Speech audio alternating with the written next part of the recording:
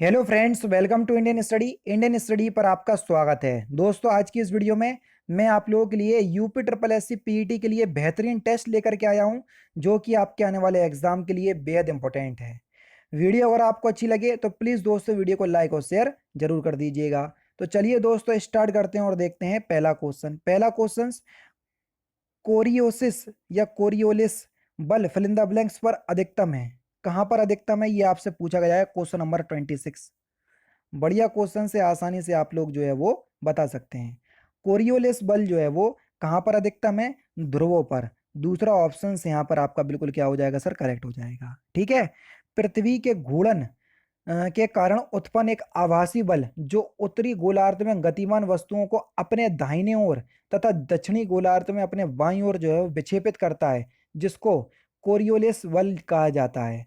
विषुवत रेखा पर यह बल जो है वो बिल्कुल शून्य होता है, ध्रुवों पर अधिकतम होता है। इस बल के मध्य आकांक्षी चक्रवातों, हरिकेनों तथा चक्रवातों जैसी वातावरणीय घटनाओं का जो है वो प्रभाव यहीं से देखने को मिलता है। समझ रहे? तो यहाँ पर आपका दूसरा ऑप्शन करेक्ट। एक गतिशील बस में अचानक ब्रेक लगाने से सवारी आगे की ओर जो है वो झुक जाती है। यह किस नियम का पालन करती है? जल्दी से बताइए। Question number 27।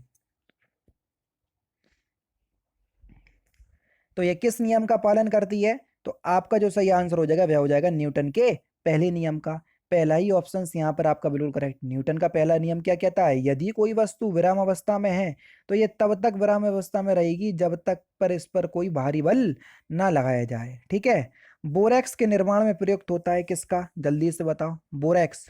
बोरेक्स का रासायनिक सूत्र अगर आपको याद है तो आप बता सकते हैं। Na2B4O7 ये होता है। और जल के 10 अणु जुड़े होते हैं। 10H2O ये होता है फुल फॉर्म। बेसिकली तो बोरेक्स ये होता है, लेकिन 10 जल के अणु होते हैं। तो सही आंसर आपका क्या हो जाएगा सर? इसका उपयोग जो है वो बहुत से डिटर्जेंट, सौंदर्य प्रसाधनों से आदि से होता है, यानी कि बहुत से डिटर्जेंट जो है वो उसमें मिलाए जाते हैं। तो इसको आप ब्राइन विलियन कहते हैं। ठीक है, क्या बोलते हैं? ब्राइन विलियन। तो तीसरा ऑप्शन यहाँ पर आपका बिल्कुल करेक्ट। सामान्यता एक स्वस्थ वयस्क में वृक्क के आरंभिक निस्पंदन fill in the blanks litre प्रतिदिन के लगभग होता है। जल्दी से बताइए।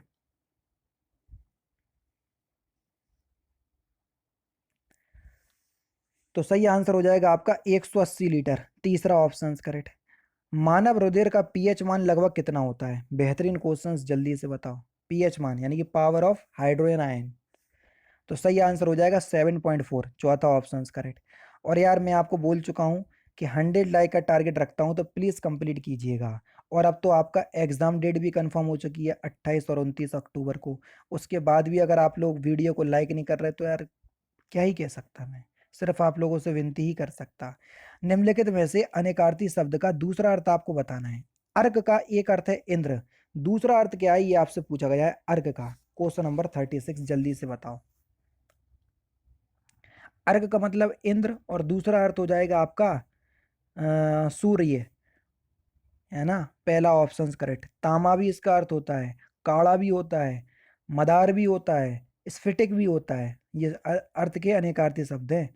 निम्नलिखित में से कौन सा शब्द वर्तनी की दृष्टि से बिल्कुल शुद्ध है? जल्दी से बताओ। Question number 37।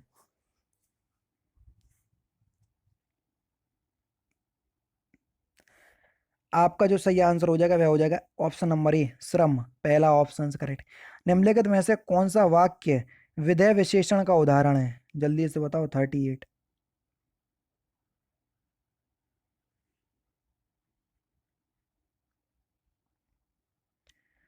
जो विशेषण विशेष के बाद प्रयुक्त होते हैं उन्हें विधेय विधेय विशेषण कहते हैं। अगर आपको विधेय विशेषण नहीं पता तो आपका जो सही आंसर हो जाएगा वह हो जाएगा ऑप्शन नंबर बी, हमारा पहला नौकर ईमानदार था।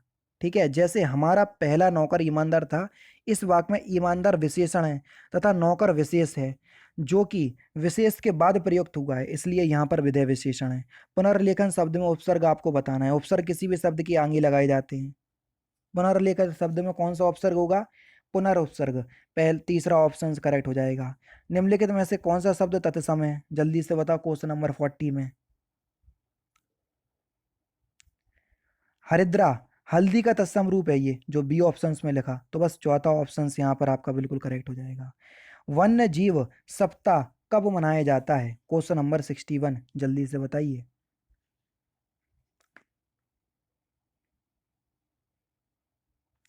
तो आपका सही आंसर क्या हो जाएगा? वन्य जीव सप्ताह कब मनाया जाता है?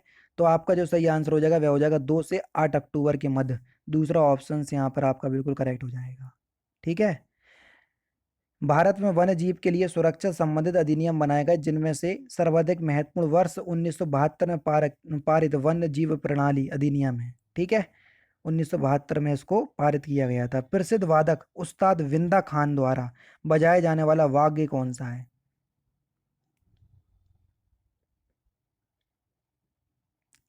तो सही आंसर क्या हो जाएगा? सारंगी। पहला ही ऑप्शन से यहाँ पर आपका बिल्कुल क्या हो जाएगा सर? करेक्ट हो जाएगा। विंबलडन टेनिस प्रतिस्पर्धा प्रत्येक वर्ष किस देश में आयोजित होती है? जल्दी से बताओ। सबसे पुरानी टेनिस प्रतियोगिता है ये। तो ये इंग्लैंड के लंदन में आयोजित होती है। तीसरा ऑप्शन से यहाँ पर आपका बिल्कुल क्या हो जाएगा? करेक्ट हो जाएगा। प्रेजेंट टाइम में 4 ग्रैंड स्लैम होते हैं, आपको पता होगा। ठीक है ना? US open, American Australian open, sorry माफ कीजिएगा, उसके बाद विंबलडन और लास्ट है फ्रेंच ओपन। ठीक है। 64 देखो, फिलिंदा ब्लैंक्स ने गूगा कथा के संस्करण को एकत्रित करने और भारतीय पुरातत्व में प्रकाशित करने में योगदान दिया। किसने?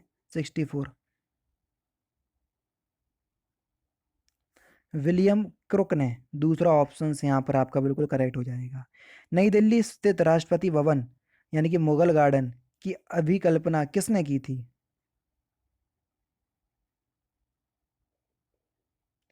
सर एडविन लुटियन ने। पहला option correct. Champion of the earth पुरस्कार फिलिंदा ब्लैंक्स के द्वारा प्रस्तुत किए जाते हैं, किसके द्वारा? तो यह संयुक्त राष्ट्र पर्यावरण कार्यक्रम के द्वारा, यूनाइटेड नेशन एनवायरनमेंट प्रोग्राम, जिसका शॉर्ट फॉर्म लिखा है यूएनईपी। तीसरा ऑप्शन करेक्ट।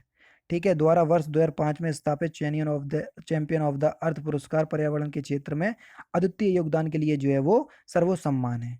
एशियन ड्रामा के लेखक कौन है? बढ़िया क्वेश्चन, जल्दी से बताओ। तो एशियन ड्रामा के लेखक कौन है? गुरनाल मिर्डल। तीसरा ऑप्शन से यहाँ पर आपका बिल्कुल करेक्ट। मणिपुर की आयरन लेडी के नाम से किसे जाना जाता है? बढ़िया क्वेश्चन से आसानी से बता सकते हो। इरोम शर्मिला को जाना जाता है। चौथा ऑप्शन से यहाँ पर आपका बिल्कुल क्या हो जाएगा सर? करेक्ट हो जाएगा। नेक्स्ट क्वेश्चंस की तरफ चलते हैं। गुट निरपेक्ष देशों का प्रथम शिखर सम्मेलन कहाँ आयोजित हुआ था? जल्दी से बताओ। 1961 में हुआ था ये। कहाँ पर? बेलग्रेड में। पहला ऑप्शन यहाँ पर आपका बिल्कुल करेक्ट हो जाएगा, बेलग्रेड, जो कि चेकोस्लोवाकिया में है। ठीक है। लास्ट क्वेश्चन, लोकसभा के पहले स्पीकर कौन थे? तो इस क्वेश्चन का आंसर आप मुझे कमेंट बॉक्स में बताएंगे। तो दोस्तों ये थे आपके बेहतरीन क्वेश्चंस, जो कि आपके आने वाले एग्जाम यूपी प्लस पीईटी के लिए बेहद इंपॉर्टेंट है। वीडियो अगर आपको अच्छी लगे तो प्लीज़ दोस्तों वीडियो को लाइक और शेयर जरूर कर दीजिएगा। बाकी मिलते हैं फिर नेक्स्ट क्लास में, नेक्स्ट सेशन में। जय हिंद, जय भारत।